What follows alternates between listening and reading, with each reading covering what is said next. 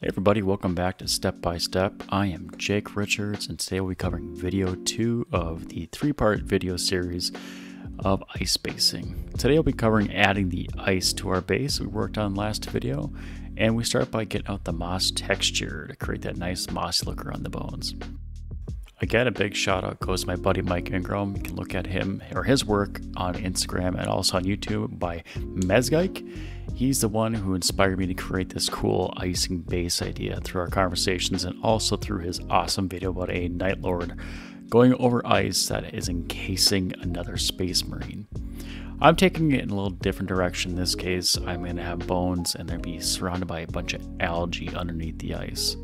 So I apply the moss texture by AK Interactive, a little bit of the PVA glue around the bones, apply it, shake it off, and then get ready to apply my resin. Once all the extra debris is off the base, I get out my green stuff UV resin and start to do a kind of like a priming layer, if you will, getting it ready. I've learned that when you're applying UV resin, the best thing to do is to go over and make sure to seal in the different cavities and crevices in the base or whatever piece you're working on, really. So this beginning element is just to get it primed. So I'll go over, apply it, and then I'll come in and take my UV torch and just set it. That way the resin can settle into a nice good surface and really cling on and grab hold of the base while you're working on it as you add layers. So I sped it up here a little bit. Everything is dried in there now, or I should say cured, rather than me showing you applying the torch. Now I'm going to start creating my different layers.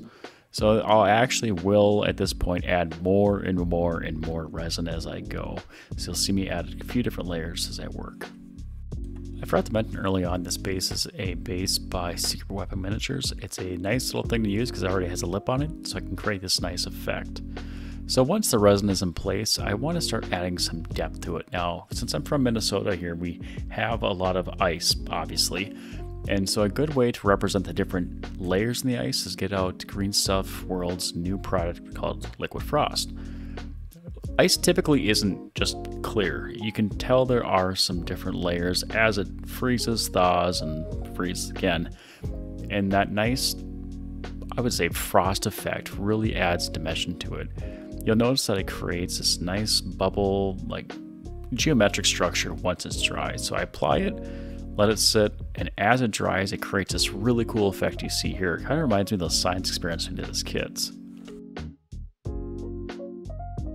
Now you'll see it's a little heavy-handed, but the nice thing about this stuff is that you can clean it up. So I come back in with a brush, I wet it a little bit with water, and I start to break up the crystal structures that this thing created. It's really cool stuff. I like it. The longer you let it sit, the longer it builds, or the more it builds up, I should say.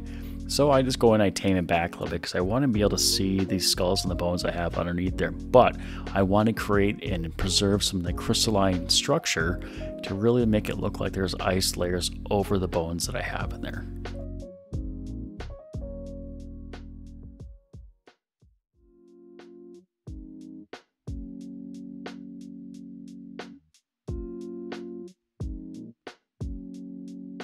It's a good thing to note when using this product is that if you apply it to a model with that and don't set it with either super glue or resin on top of the frost crystals, they will break. So I know on the website for Green Stuff World, they do suggest using some super glue to adhere it once it's in place and once the design is there that you want. Again, you can see I'm taking up the sponge, or I used paper towel previously. Now I'm using a sponge, wet it with a little bit of water and even some mineral spirits, just to clean it up a bit and get that effect that I want. You can see it pops out when I get the hair dryer out. So once my frost layer is in place, I get out the resin again and I start to add another layer. And you'll see as I add the layers, it does clear it up a little bit. But if you look at it closely, I mean, you should see it later on, you can still see some of that geometric structure in there, which is really, really cool. It looks authentic to being some actual ice.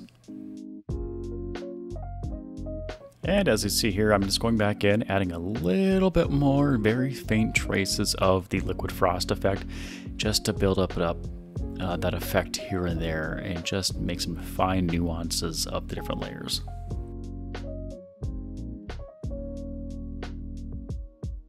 And again, adding more resin, just kind of the way it goes back and forth, and looks like we're just about done here. That's it for this second video. I hope you had a lot of fun watching it. Again, look at Mezgeik's great Instagram account and also his YouTube channel where he talks about this method and shows it in his Nightlord video. That's it for video 2 of this 3-part series. I will see you next time. Thanks again for watching and have a great one.